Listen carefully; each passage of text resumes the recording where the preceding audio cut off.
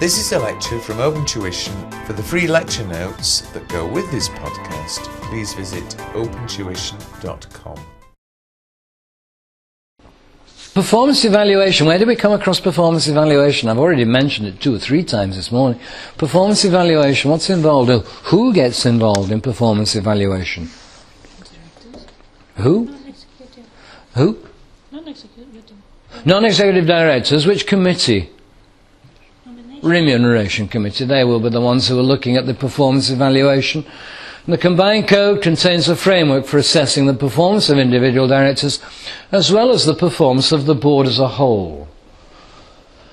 Annual evaluation of the performance of the board should be annually done, and it should be reported in the financial statements. It's reported in the financial statements that there has been an evaluation of the performance of the board as a whole, and the remuneration committee is happy that the board has fulfilled their promise for this year.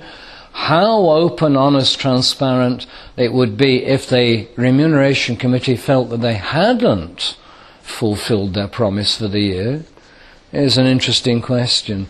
Just think if it's still in the revision kit. We'll just have a quick look. I think it's question 1.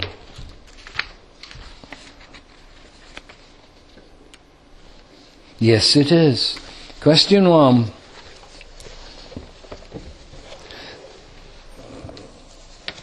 Your requirements are, down at the bottom of the page, assess corporate governance arrangements that have been quoted from the accounts and recommend any improvements you consider necessary. But then on part B, assess the extent to which each element of the remuneration package is likely to motivate the chief executive, And we're given in paragraph I, about 2/3 of the way down page 3, we've got, higher than that, chief executive's remuneration, about 1/4 of the way down page 3. And it says, halfway down the 4-line paragraph, it says, the bonus may not exceed 25% of salary. And the bonus is based on performance. The bonus is determined, the top line of this paragraph, bonus is determined by the remuneration committee. It's non-pensionable. It's based on the committee's assessment of the annual performance of the company and the individual's contribution thereto. The bonus may not exceed 25% of salary. That's as far as we need read. Because if we look, you'll see that the bonus is 50,000. And the salary is 516. So his salary is 129, a quarter of 516 is 129,000, and he's getting 50. So what do you think the remuneration committee is thinking about the quality of the performance of the chief executive, where he's getting less than 40% of his maximum bonus? I think that's interesting. Maybe the year just was bad.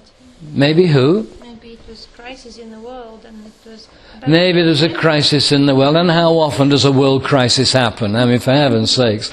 I think you'll find the question was written before world crisis. Just interesting. I just found that particular question an interesting question. Don't know. It doesn't say that it's a past examination question. There was something else I was going to say. I've forgotten. No, I've forgotten what it was. Entities should publish in their financial statements whether such an evaluation exercise has been carried out. The point above, the evaluation exercise should be tailored to suit the company's needs. Who determines whether the quality of the disclosure of the evaluation exercise is an appropriate disclosure? Yeah, the auditors. They have to read it. They don't audit it, but they have to read it to make sure that it's in line with their own understanding of what has happened with reference to the disclosure of the evaluation exercise. So the auditors will consider this disclosure in the heading of misleading and inconsistent statements. And this one will particularly be a misleading statement. If the directors say that they have evaluated and the evaluation exercise has been carried out, and the auditors are not convinced that such an evaluation has been carried out, then the auditors will modify their audit report. They won't qualify because it's not a qualification matter. The financial statements still show a true and fair view. but they will modify the report and explain why they're modifying. It's an emphasis of matter rather than a qualification of the truth and fairness. The chair is responsible for the selection of an effective process and for taking appropriate action. The use of an independent third party would bring additional... The use of these people, the use of these independent third parties, full of skill and professional competences. How can anyone query the fact that auditors are worth the money that you pay them? The use of an independent third party would bring additional objectivity, this exercise of evaluating the performance of the directors. The valuation exercise should consist of a number of questions and answers designed to assess performance. Although I would hesitate to even begin thinking about the sort of questions that you should be asking. Did you set yourself targets? Did you achieve those targets? How do you feel? Do you feel comfortable about underachievement? I don't know what sort of questions will be asked. I've never seen such a performance evaluation questionnaire. I have never come across one. Maybe some of you in the room have. No? The whole process should be used constructively. It's very easy to be destructive. Very easy to be destructive. And it's the destroyers, it's the destructive people who tend to get the publicity because they are being destructive.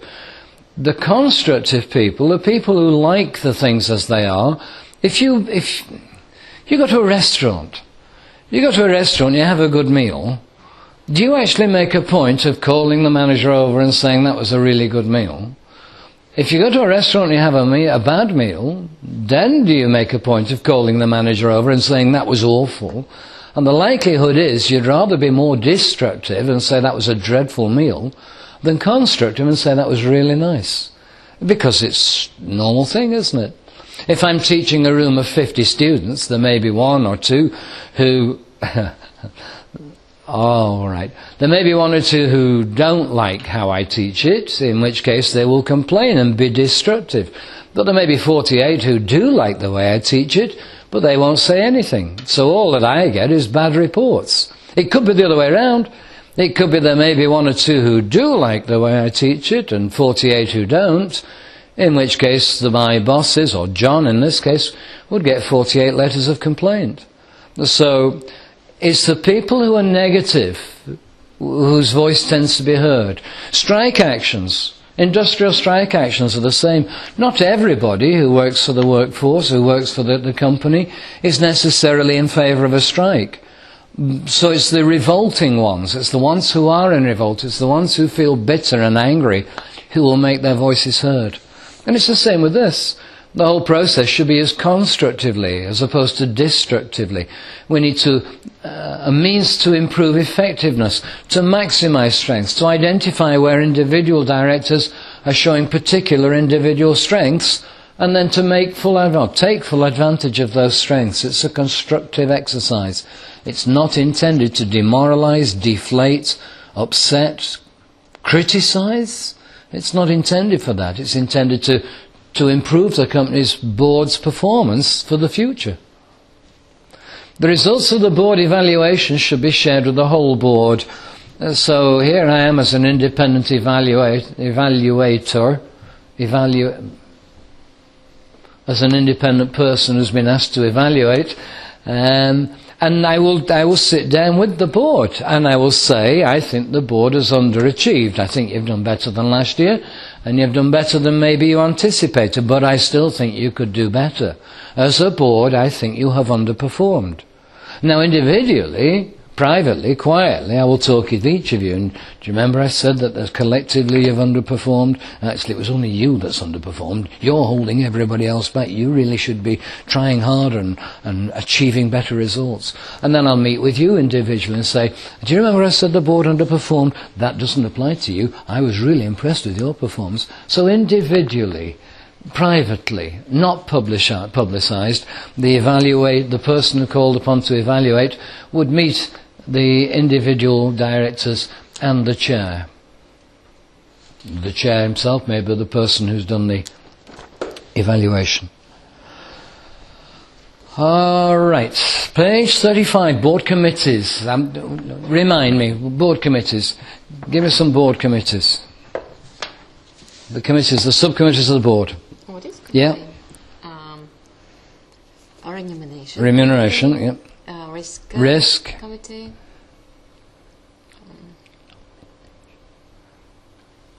Do you speak French? No. Oh, that's a shame. Ethical. Ethics committee. Social committee. Social. Who? Ethical. The ethics. Yes, ethical and environmental. Environmental. And another one, social responsibility. And another one. What's the French word for name? Nominations committee. Nominations. The French word for name is nom. N-O-M. So the nominations and succession committee. And we're going to have to look at all these board committees. The big one is the audit committee. But we will look at substantially all of them, certainly. The big one is the audit committee. If you have no other subcommittees, you should at least have an audit committee. How many NEDs will be on a committee? How many NEDs on a committee? As much as is necessary, but at least 3. At least 3. And an odd number is ideal. It's 3, 5, 7, but it would be an odd number. Why an odd number? So you have a majority. So that you're never going to be faced with a tied vote. You would have a majority one way or another. In a listed entity should be at least 3 NEDs on the audit committee, one of whom has had recent relevant financial experience. In another 40 years, when you're thinking about retiring. In another 40 years, when you reach the age of 60.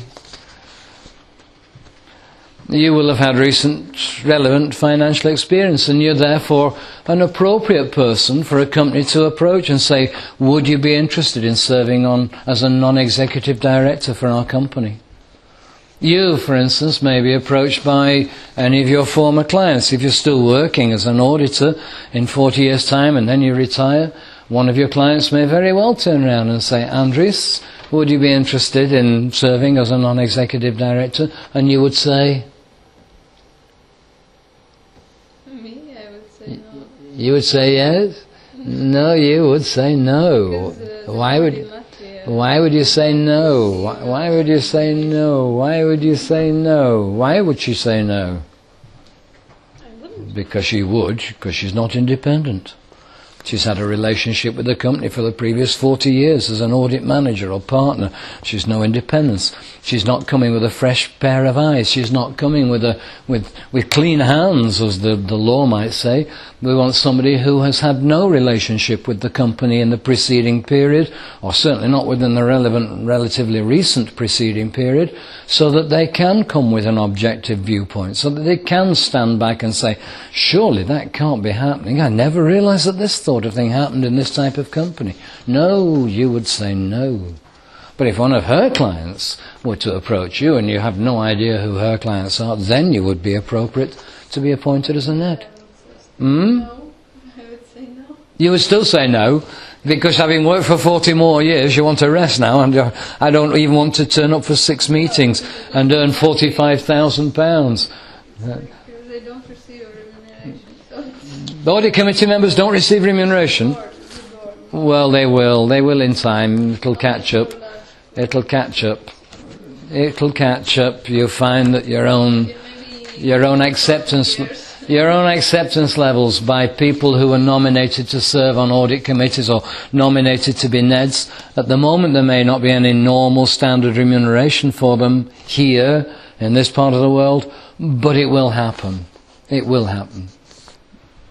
Like pensions will happen.